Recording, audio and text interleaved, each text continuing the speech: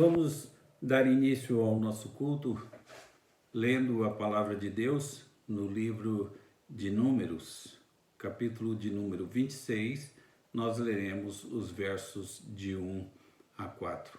Números, capítulo 26, versos de 1 a 4. Nos diz a palavra do Senhor.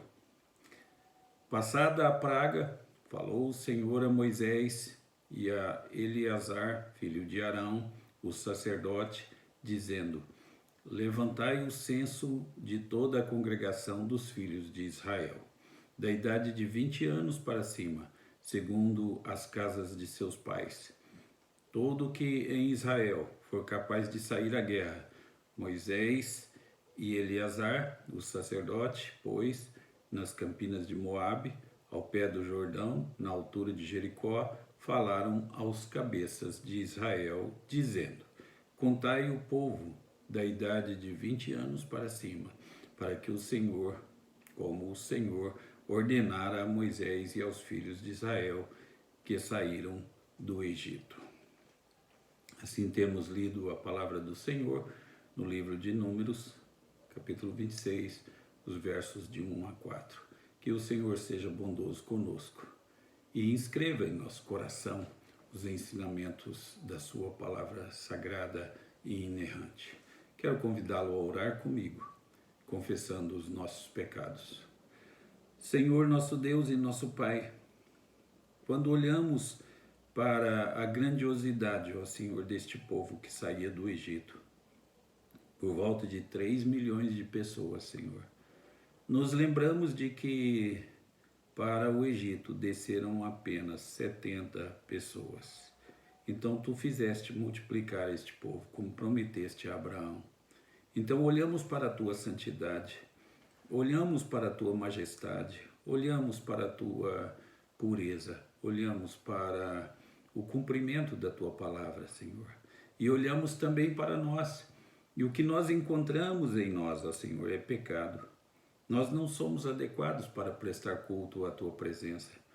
Nós não somos, Senhor, adequados para chegar diante de ti. E nós reconhecemos isso, Senhor. E então nós pedimos, em nome de Jesus, Senhor, que perdoes os nossos pecados. Pois nós pecamos com nossas palavras, pecamos com nossas ações, pecamos com os nossos pensamentos e pecamos também por omissão quando devíamos fazer coisas certas e não fazemos, ó Senhor. Então nós chegamos diante de ti confiados única e exclusivamente nos méritos de Jesus Cristo e pedimos perdão para os nossos pecados e renovamos nossos propósitos de fidelidade aqui diante de ti, Senhor. E queremos andar na tua presença e lutar contra todo o mal existente em nós. Nós oramos agradecidos porque a tua palavra nos ensina que tu perdoas e esqueces do nosso pecado. Então, nós te louvamos por tudo isso, em nome de Jesus. Amém. Nós vamos, neste instante, entoar um hino de louvor ao Deus a quem nós prestamos culto neste momento. O hino Coroamos, hino de número 28 do nosso inário Novo Cântico.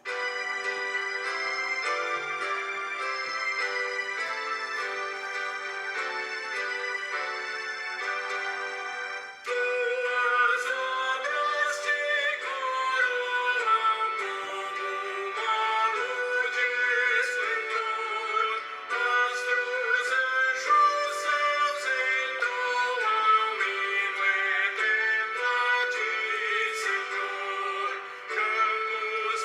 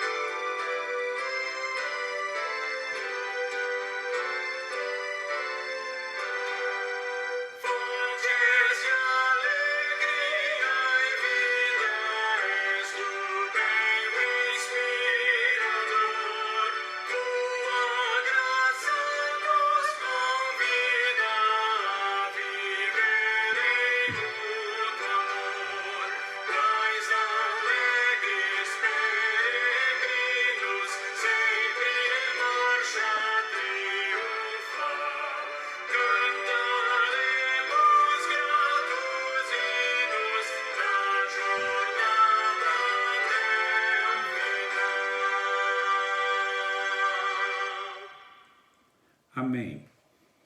Um hino maravilhoso. Como você sabe, nosso país passa por uma grave crise política.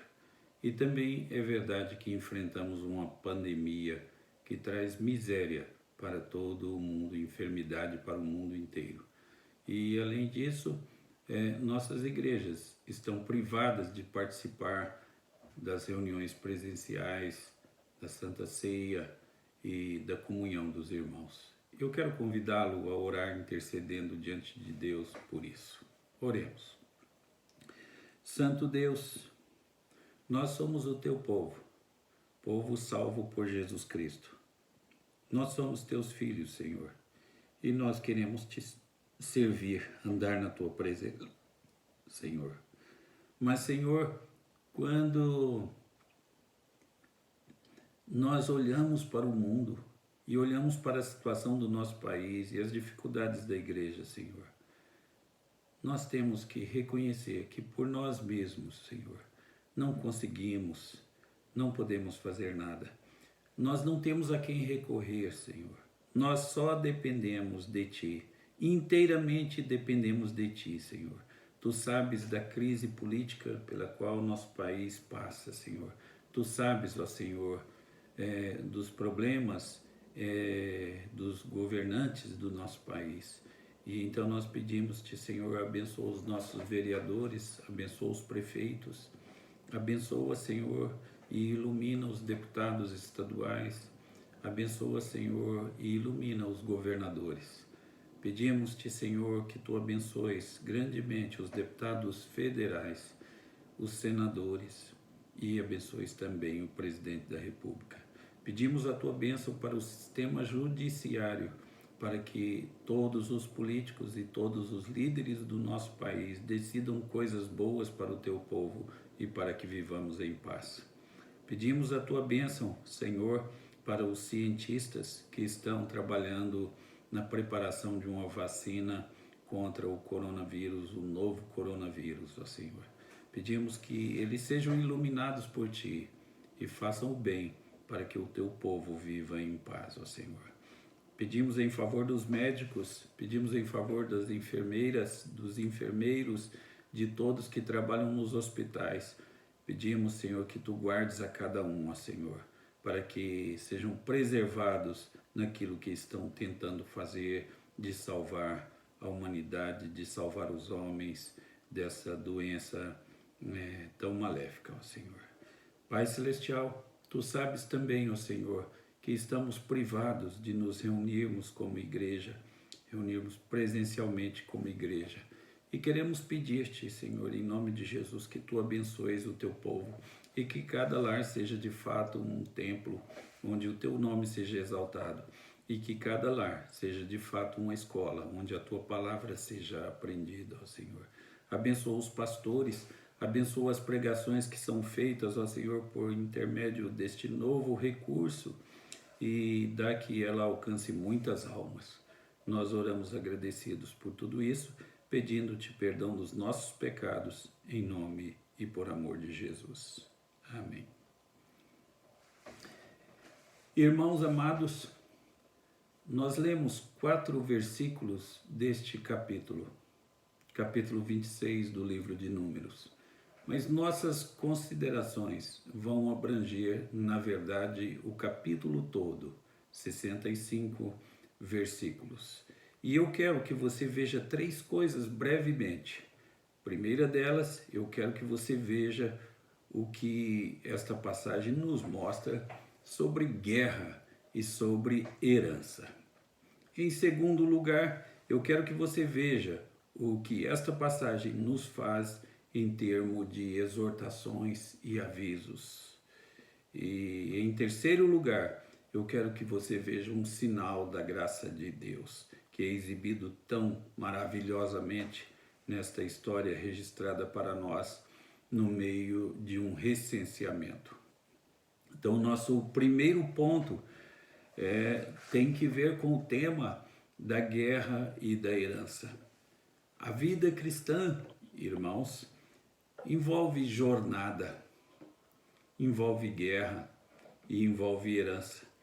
E todos esses 3 temas estão expostos no livro de Números. E, claro, ao longo do Pentateuco, ao longo da Torá, ao longo dos 5 livros de Moisés, os 5 primeiros livros da Bíblia: Gênesis, Êxodo, Levítico, Números e Deuteronômio. Todo o livro de Números é o registro de uma longa jornada, de uma longa viagem. Há algumas batalhas registradas no livro de Números, mas é principalmente o livro de uma jornada. Quando chegamos ao livro de Josué, será um livro de batalhas. E este recenseamento é tomado com o propósito de preparar o povo de Deus para receber a herança que lhes havia sido prometida. Então, observe como Moisés está chamando nossa atenção para os temas da viagem pelo deserto: batalha, guerras contra os inimigos do povo de Deus e a herança das misericórdias prometidas por Deus. É disso que trata todo o livro de Números, esta grande jornada composta de batalhas contra os inimigos do povo de Deus e a herança e a misericórdia prometidas por Deus. Todos esses 3 elementos são padrões da vida do crente do Antigo Testamento. E todas essas 3 coisas são padrões da vida do crente também do Novo Testamento. É muito importante que nós percebamos isso. Você que me ouve está no meio de uma longa jornada e também está dando um passo de cada vez na vida. Mas é tediante, às vezes é monótono e às vezes é cansativo. Às vezes você sente como se o fim não estivesse à vista. Bem, o tema da herança se faz presente para encorajá-lo quando você está no meio da jornada. E o tema da jornada se faz presente para lembrá-lo de que você não é o único a seguir esse longo e sinuoso caminho, confiando no Senhor, fazendo a sua vontade, às vezes sem saber onde a próxima curva está chegando, ou o que está esperando por você quando você contornar essa curva. Você não está sozinho e há uma herança esperando por você. É disso que trata o capítulo. Por outro lado, o recenseamento do povo de Deus mostra uma força de combate de mais de 600 mil homens acima dos 20 anos. E foi isso tudo planejado para lembrar ao povo de Deus que é necessário estar pronto para a batalha, pois estão se preparando para ir para a terra de Canaã e vai ser uma guerra, uma luta conquistar essa terra. Notem, se nós temos 600 mil homens acima de 20 anos, então é possível que o grupo todo seja composto de aproximadamente 3 milhões de pessoas caminhando pelo deserto. A razão pela qual esse recenseamento foi feito é porque são soldados do Deus vivo. E como é importante para nós nos lembrarmos disso, fomos preparados para a guerra contra o mundo e devemos ser bons soldados para o Deus vivo. Não devemos nos surpreender com a guerra deste mundo, com o fato de que o mundo nos rejeita. Guerra contra o mundo, guerra contra a carne, guerra contra o diabo. Esse é o padrão para este mundo caído. Paz, isso é um dom e uma bênção, mas não é o estado normal no sentido de cessação da hostilidade com o mundo, ou do mundo para conosco. A carne luta contra nós e o diabo luta também contra nós. Sim, experimentamos a paz que excede a compreensão, mas isso não significa que experimentamos a paz por meio de nossa situação e contexto neste mundo. Essa paz está sendo concedida a nós no meio de um mundo onde não há paz. E assim, esses temas de guerra e herança nesta passagem são planejados para o nosso encorajamento. E aqui as coisas são assim.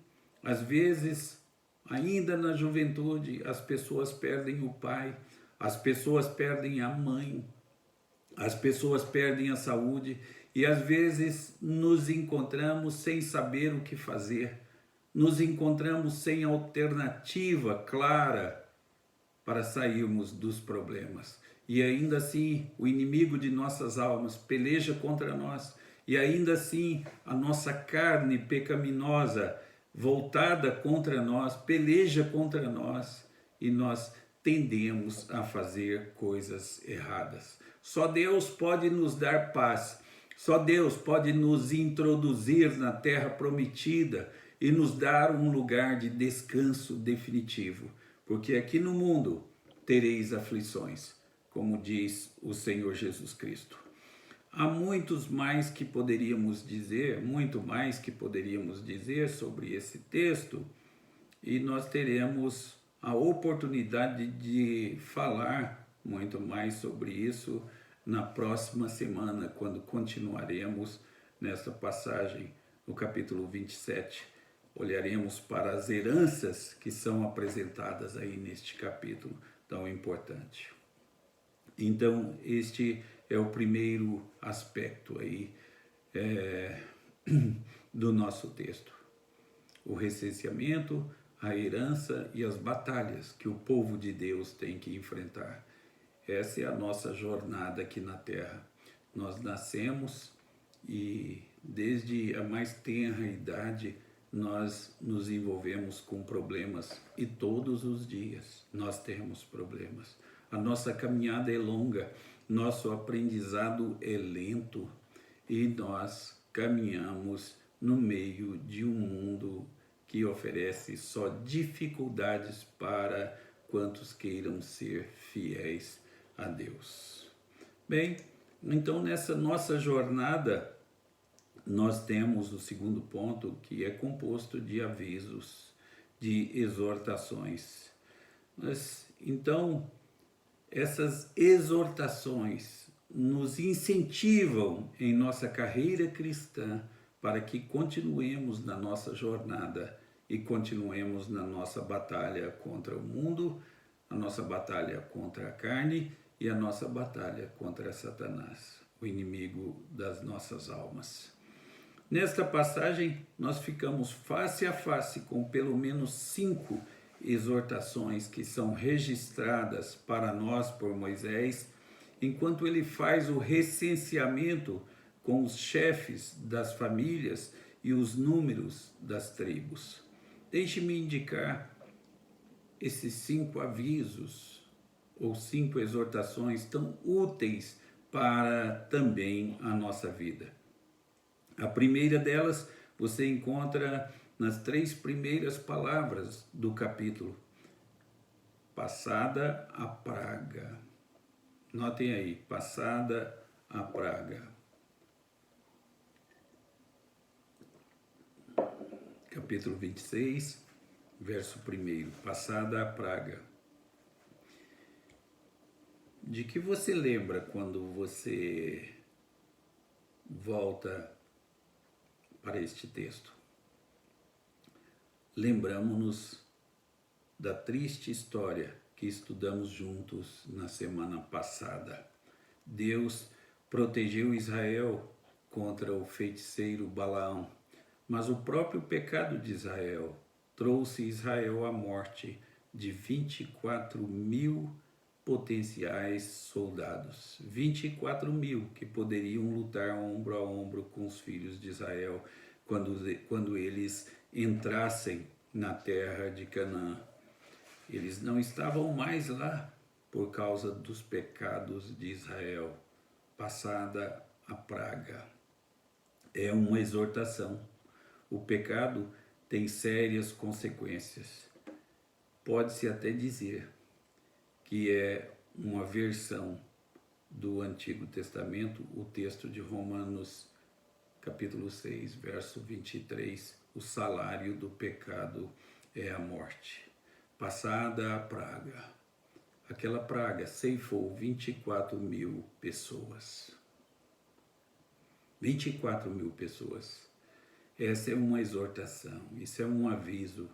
Não brinquemos com o pecado, não brinquemos com o erro, porque Deus há de trazer a juízo cada pecado, cada atitude errada, cada desobediência.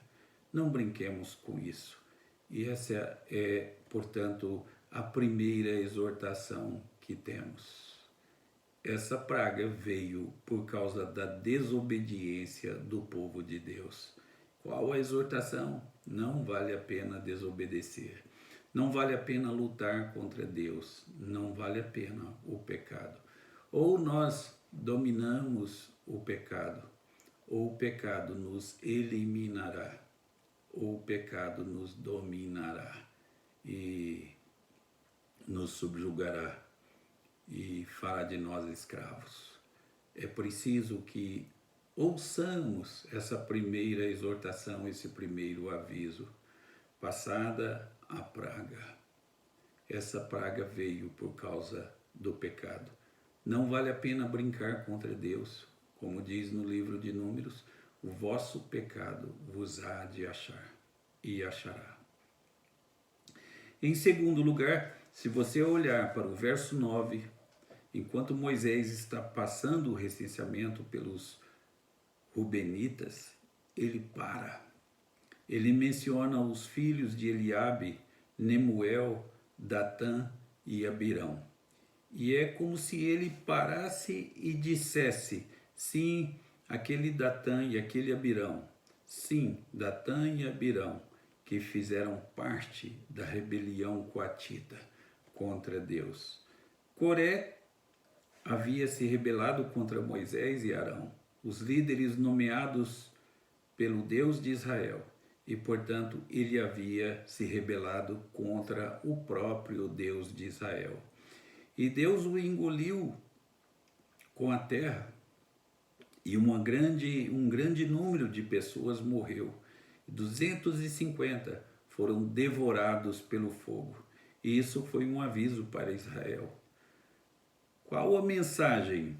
Filhos de Israel, se vocês lutarem contra aqueles que o Senhor colocou sobre vocês, vocês podem muito bem lutar contra o próprio Senhor, e Ele irá julgá-los. A mensagem é esta, o aviso, a exortação está aí. Não nos levantemos contra aqueles que foram colocados por Deus para nos governar, para nos dirigir. Que aviso solene e tristemente necessário, pois infelizmente a rebelião de Israel contra seus líderes não vai parar no deserto. Ela continuará mesmo na terra de Canaã. Esse povo se levantou contra aqueles que foram indicados por Deus para conduzi-los. Em terceiro lugar, há uma menção muito interessante no verso 19, uma menção ao nome de Onã e Er, os filhos de Judá. Moisés não diz nada além disso. Er e Onã morreram na terra de Canaã. Isso nos remete ao livro de Gênesis, que Moisés também escreveu. E Moisés registrou lá o julgamento de Deus sobre Er e Onã por sua maldade. E é como se Moisés aqui estivesse dizendo: e quer saber, os filhos de Judá, Er e Onã, nem sequer saíram de Canaã, em primeiro lugar, por causa do julgamento de Deus contra eles, porque eles fizeram coisas erradas. Não vale a pena fazer coisas erradas. Não vale a pena lutar contra Deus. O salário do pecado é a morte.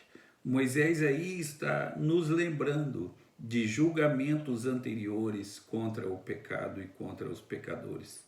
Em outras palavras, Deus é consistente em julgar o pecado e nada passará aos seus olhos sem que ele veja e sem que ele julgue. Em quarto lugar, se você olhar para o verso 61, mesmo quando Moisés está registrando os nomes dos filhos de Arão, ele menciona seus dois primeiros filhos, Nadab e Abiú.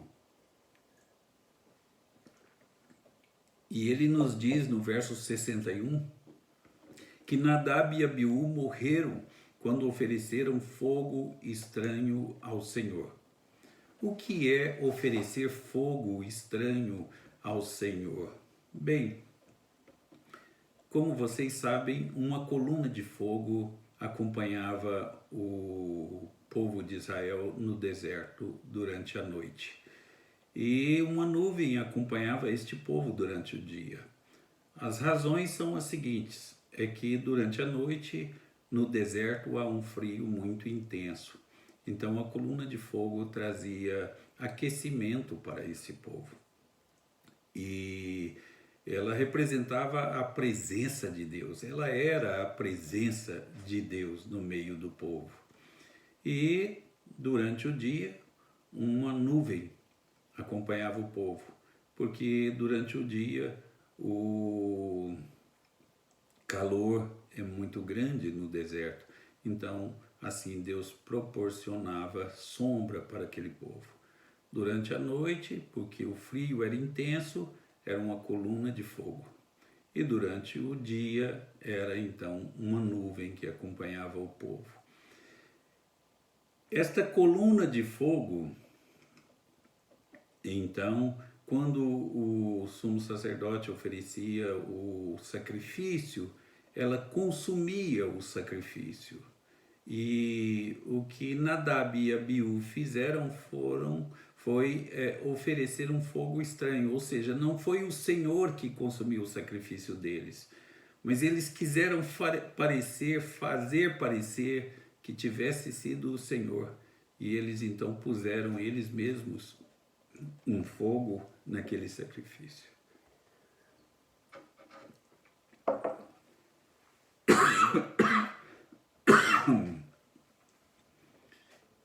Para que parecesse ter sido o Senhor. Eles falharam em adorar a Deus conforme Deus pedia que fosse adorado, de acordo com o que Deus exigia. E por causa disso, esses homens morreram.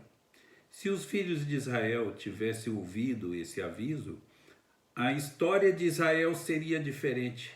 Foi uma exortação aos filhos de Israel que eles só deveriam cultuar de acordo com a palavra de Deus, porque Deus estava pronto para julgar até mesmo os filhos, os primogênitos de Arão, o sumo sacerdote, se eles fossem infiéis à sua palavra.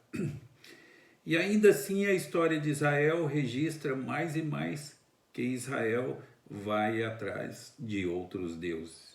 E eles adoram e servem ídolos como não são o único Deus verdadeiro e o único Deus vivo. Como se Deus não fosse o único Deus verdadeiro e o único Deus vivo. E eles são julgados por isso. Esta é a quarta exortação, quarto aviso.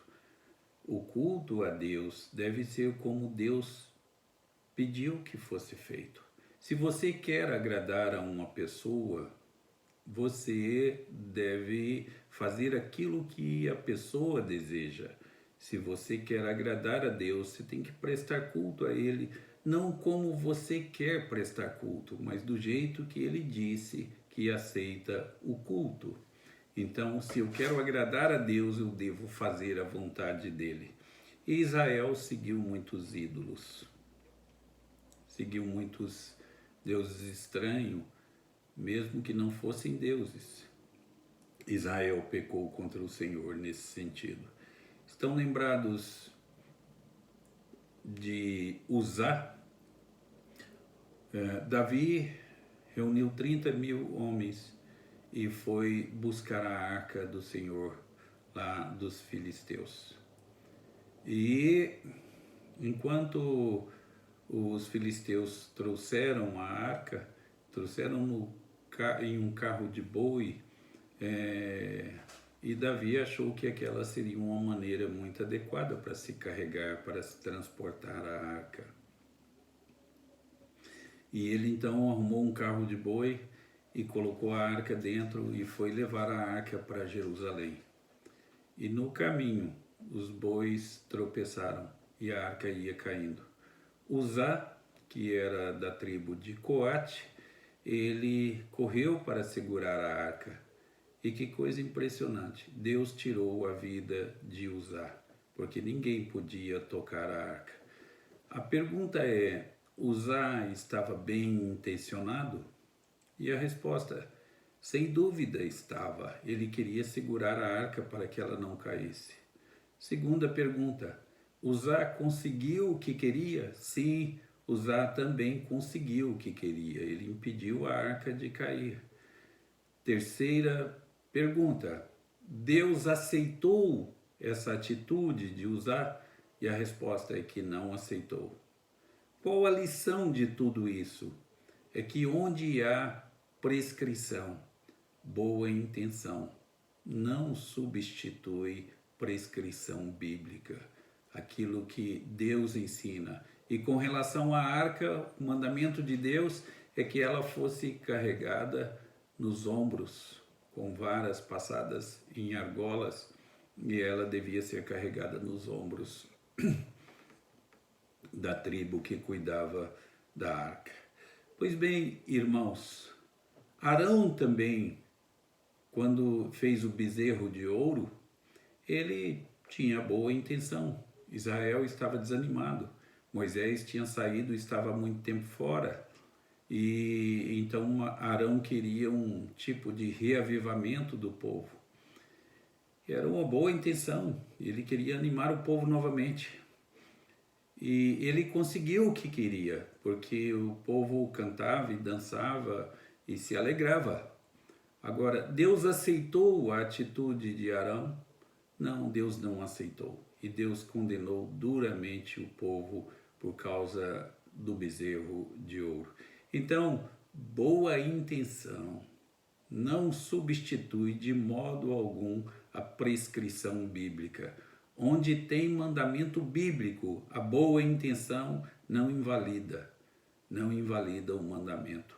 Então, mesmo com boa intenção, eu posso pecar contra Deus e ser punido e até perder a minha vida, tendo boa intenção. Talvez por isso tenha surgido o ditado de que de boa intenção o inferno está cheio. É provável, não duvido disso. Bem, a quinta coisa que você verá está nos versos 63 até 65. E sem esquecer as palavras do verso 64. Depois que o censo foi feito, não havia listado ninguém de Moabe ao pé do Jordão, de Jericó, e não havia um chefe de família e nem havia um líder de Israel listado no censo dos que recusaram a proposta de Josué e Calebe. Toda aquela geração havia morrido. E então, no capítulo de número 14 de Números, o povo de Israel está em Cades Barneia. E lá o povo todo lamenta contra Moisés e contra Arão e contra Deus. E o povo diz assim, teria sido muito melhor se a gente tivesse permanecido no Egito. Teria sido muito melhor se nós tivéssemos morrido no deserto. E então Deus ouve aquilo. E no capítulo 14, no verso de número 32, diz Deus assim: está atendido. Vocês todos morrerão no deserto. Toma cuidado com o que você fala diante de Deus, porque Deus escuta. Não é que ele possa escutar, ele escuta. E ele então disse a esse povo: está atendido. Vocês disseram que seria melhor se tivessem morrido no deserto. E toda aquela geração, com exceção de Josué e Calebe, morreu de fato no deserto por causa deste pecado. Toma cuidado com o que você fala diante de Deus. Josué e Calebe, esses dois entraram na terra prometida porque foram fiéis. Então, se vocês confiam em Deus, andem de acordo com a fé e vocês vão entrar na terra. E ninguém do primeiro recenseamento foi contado para entrar na terra prometida. Todos morreram no deserto. Considere isso nessa quinta exortação, nesse quinto aviso que nós temos aí da parte de Deus, neste capítulo magnífico. Muito importante. Ninguém da primeira geração entrou na terra prometida. Então, todas essas coisas você vê, são exortações maravilhosas, são avisos sobre confiar em Deus, são exortações sobre falsa adoração, são avisos sobre ir atrás de outros deuses, são avisos sobre o julgamento contra o pecado, escondidos neste recenseamento aí, e estão repetidos aí os avisos contra o pecado para o povo de Deus. E tão relevantes para nós hoje, como foram relevantes para os filhos de Israel todas essas centenas de anos atrás. Terceiro ponto para o qual eu chamo a atenção de todos é a graça de Deus vista nesta passagem. Uma última coisa que quero destacar. No meio dessas exortações solenes, soberanas, julgamentos de Deus, no meio de todas essas exortações, há muitos sinais da graça de Deus. E eu quero chamar a sua atenção para um desses sinais, e você pode vê-lo aí no verso de número 11.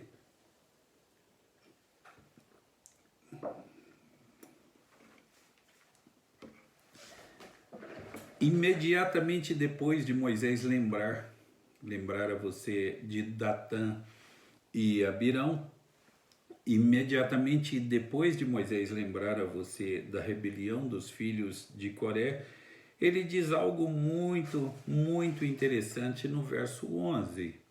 E o que é? Diz lá: mas os filhos de Corá não morreram. Isso é graça. Isso é graça de Deus. Por que é graça de Deus? Sim, Corá se rebelou, mas os filhos de Corá não morreram na rebelião do pai. Isso foi graça para eles e isso é graça para nós. Foi graça para eles porque eles tiveram a vida poupada. E é graça para nós, pois os filhos de Corá escreveram, para que você tenha uma ideia, o Salmo de número 42, o Salmo de número 44, o Salmo de número 45, 46, 47, 48, 49, 84, 85, 87 e 88. Que maravilhas! Deus, em sua misericórdia, inspirou os filhos do rebelde Coré e eles escreveram os louvores de Deus que nós ainda cantamos e deixamos cair nossas lágrimas quando os cantamos ao Deus vivos, ao Deus vivo, e o lemos como um meio de graça do Deus vivo para conosco.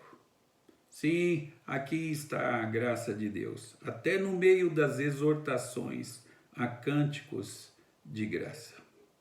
E Moisés nos lembra disso e nos aponta para os filhos de Coré, como foram poupados por Deus.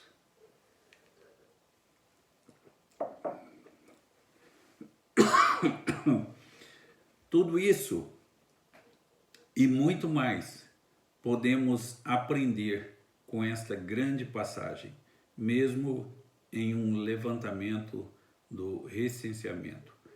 Nós temos alimento para a jornada dos crentes.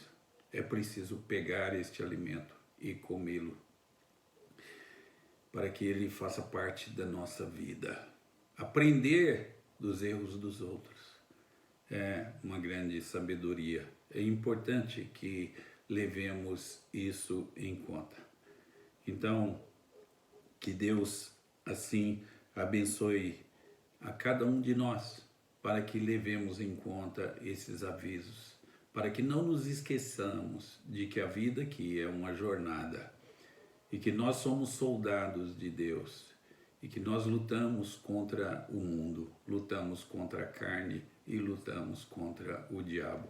E o mundo luta contra nós, e o diabo luta contra nós, e a nossa carne luta contra nós. É preciso levar em conta os avisos. Não vale a pena brincar com as coisas de Deus. Não vale a pena pecar contra Deus. Não vale a pena nos levantarmos contra o Altíssimo. Se queremos a verdadeira e a plena felicidade, ela está em nos alinharmos com a palavra de Deus, com a vontade do Senhor. E ainda mais, boa intenção não é suficiente. É preciso seguir os ensinamentos da Bíblia, da palavra de Deus. De boas intenções, o inferno está cheio. É possível. Consideremos essas coisas. Quero convidá-lo a orar neste instante e assim responder a Deus com relação ao ensinamento da sua palavra. Vamos orar ao Senhor, vamos fechar nossos olhos e falar com Deus. Santíssimo Pai, nós aprendemos da Tua palavra, Senhor, que Tu és maravilhoso. 70 pessoas desceram ao Egito, e do Egito saíram, Senhor, aproximadamente 3 milhões de pessoas. Um número grande, conforme Tu prometeste a Abraão. Assim, Senhor, Tu te mostras, ó Senhor, fiel e cumpridor das Tuas promessas, ó Senhor. E depois Tu conduziste este povo, Senhor, nesta longa jornada, 40 anos pelo deserto, Senhor. E nesses 40 anos, Tu supriste as necessidades, concedendo maná, tirando água da rocha, Senhor. E as sandálias deste povo não envelheceram, e os vestidos não envelheceram, Senhor.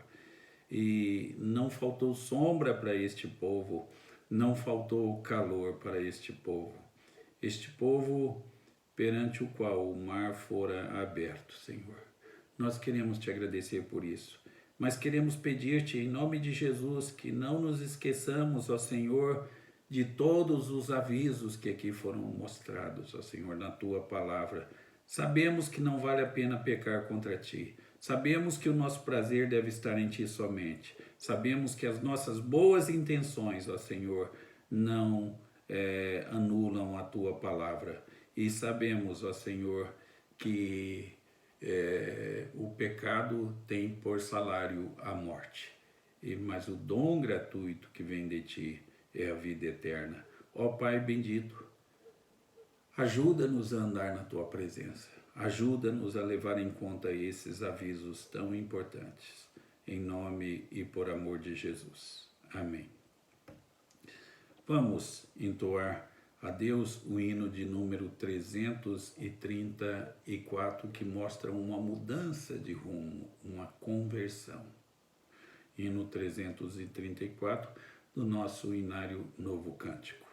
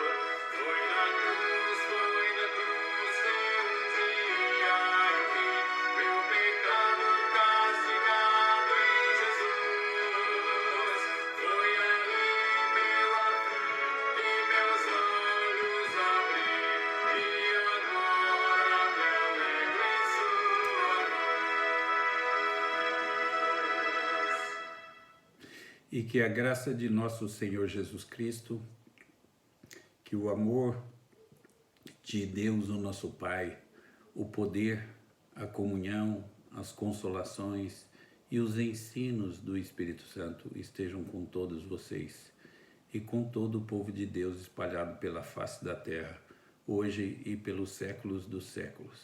Amém, Senhor.